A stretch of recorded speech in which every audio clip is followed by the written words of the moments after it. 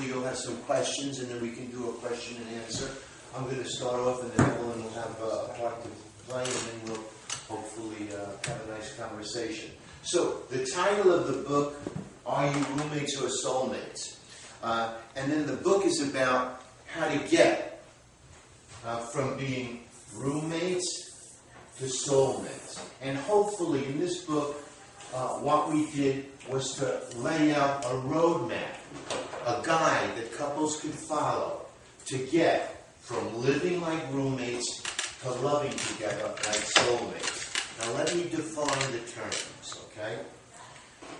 Soulmates are true best friends and passionate, enthusiastic lovers.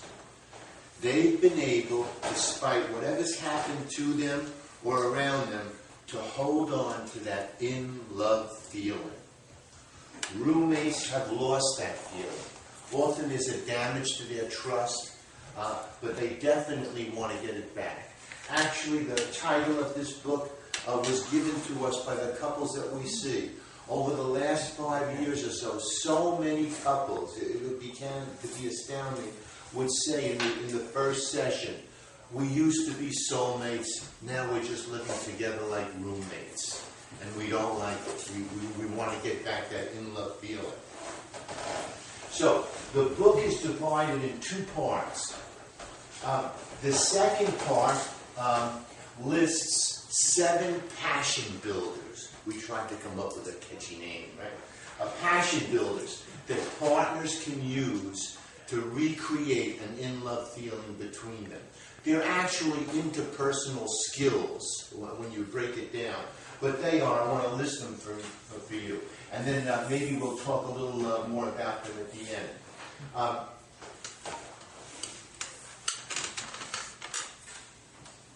The first passion builder is keeping one another new.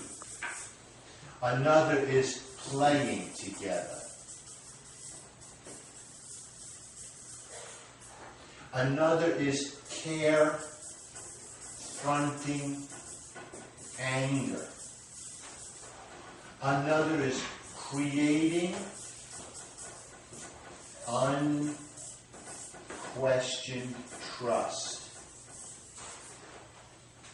Another is letting go of needing to be right.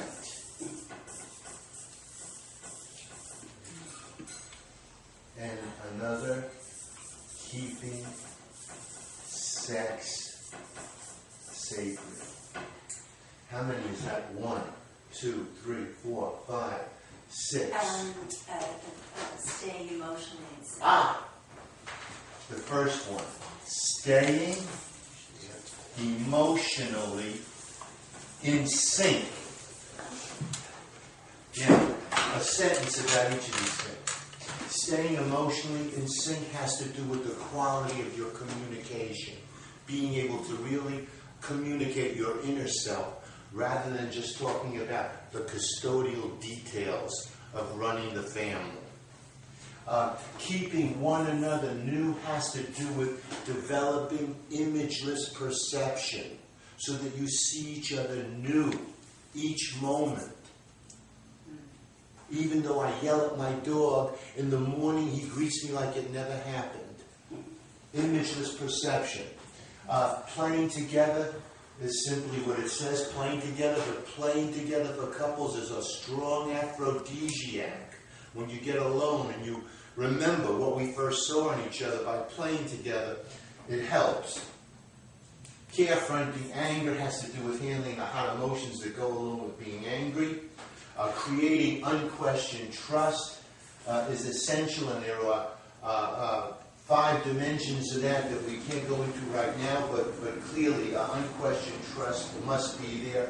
Letting go of the need to be right is just what it says, and keeping sex sacred means losing oneself in sex rather than using the other for sex. Let me put it in a brief way.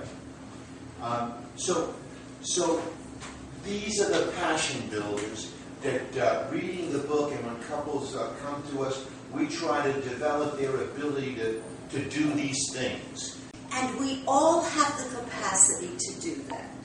Everyone knows what it feels like to have an awareness of a feeling, to have an awareness of a thought, to have an awareness of an ache in the body, to have an awareness of a fear, to have an awareness of a happiness. What is that awareness? And how is that different than our day-to-day acting on automatic? It is different because that awareness has no judgment. It's like a mirror.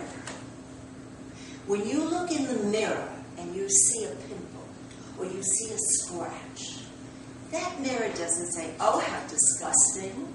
That mirror doesn't say, "You fool, how did you get scratched?" It just reflects back. No judgment, no criticism. It reflects back a fact. We all have the capacity for that kind of an awareness and that kind of a reflecting back. And that's the shift that we need in order to start being in the world and with each other from a more caring consciousness. Because this other way that Paul described, that survival mentality, that's coming from an ego that's steeped in insecurity. It's an ego that has a lot of wounds. There's very few of us that came out of our childhood without wounds. We all have been wounded in one way or another. But yet, we survive. And we do more than survive. We bloom. We blossom. We create. We have the capacity to love and to be loving. How is that? How come? Because we never lost that. Even though we've been wounded, there's something in us that's stronger. Unless, of course, some people are terribly damaged. But I'm not talking about terrible damage. I'm talking about everyday people who have some kind of buried hurt. So, we shift from an ego-driven mindset to a more aware mindset. And I'm just quickly looking at my notes. We call that a witnessing capacity. And in the witnessing capacity, you've got to stay in the present. Because if what you're saying from a witnessing capacity has anything to do with the past, you're back into the old ego.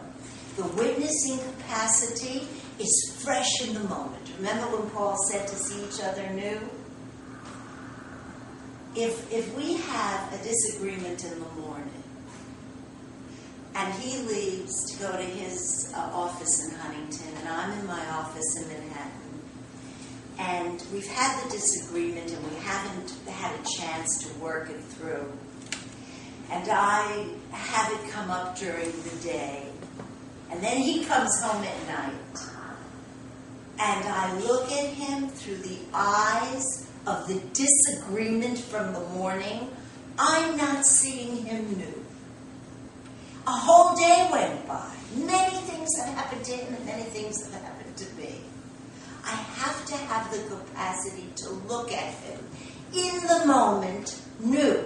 That doesn't mean that the disagreement doesn't need to be talked about. It does. Certainly the issue that precipitated the disagreement needs to be talked about.